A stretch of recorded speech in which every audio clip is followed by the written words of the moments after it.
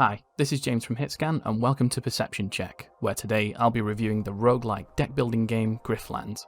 If you've played similar games in the genre, like Slay the Spire, Monster Train, or even the newly released Roguebook, you'll probably have a good idea of how this game feels. But it may surprise you with its charming Adult Swim-like art style, great soundtrack, and choice-driven narrative.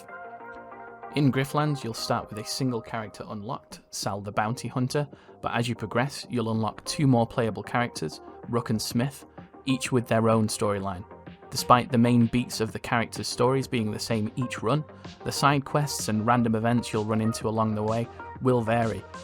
You can choose the difficulty of your runs, add mutators, use prestige points to unlock persistent upgrades, and even pick which unlockable card sets you'd like to include in the run.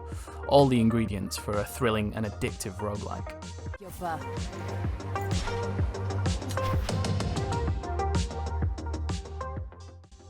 As Sal, you'll be setting out on a quest for revenge, hunting Murder Bay's biggest crime lord, Cascio, who sold Sal as a slave to work on the oil platforms.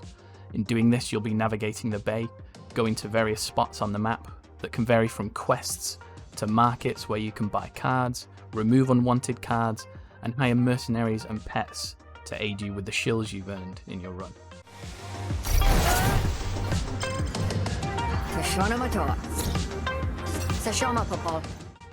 The card system is split into two different decks, one for combat and the other for negotiation.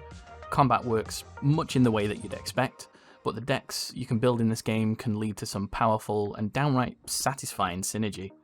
In my last run as Sal, I'd built a deck that revolved around slowly building and maintaining combo points before exploding on my enemies with massive damage from finisher cards. The keyword terminology, however, takes a hot minute to get used to, with words like improvise and replenish catching me off guard initially, until I'd taken the time to fully understand what they meant. Status effects like bleed and stun are also present here, which again can set up for some big synergistic combos. Defense is also key here, as the damage you take carries over from encounter to encounter, so don't just go filling your deck with purely attack moves.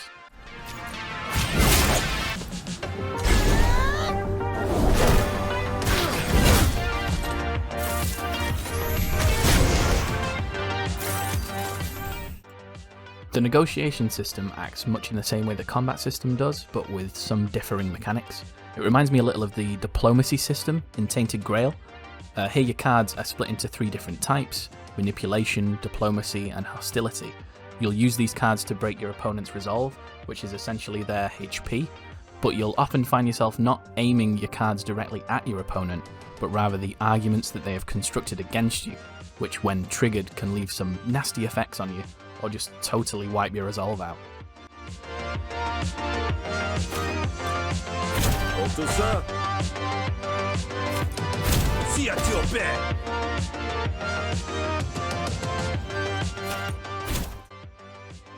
Negotiation plays a key role in Griftlands, as you'll occasionally want to avoid combat, or want to avoid coughing up all the shills to get the inn's bouncer to help you out in a scrap.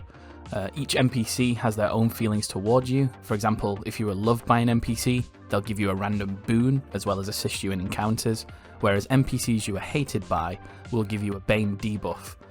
They'll heckle you when you're in a nearby negotiation, and they'll even join battles when you are nearby, specifically targeting you with each of their attacks. This leads to some head-racking choices, as often executing someone in battle will lead their friends to hating you, but they drop such lovely shiny things.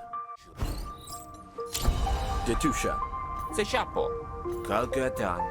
Sonama. C'est pourquoi. As of right now, there are several modes for each character, aside from the story mode. There's even a daily challenge which uses set mutators and scenarios to test your card-wielding prowess in fun and interesting encounters. There's even mod support via the Steam Workshop, though right now the mods are looking a little thin.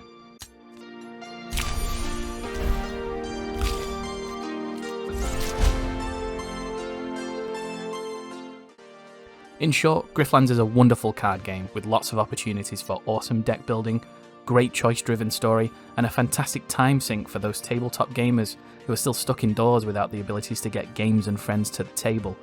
I'll be spending a lot more of my free time in Griftlands for at least the next few weeks.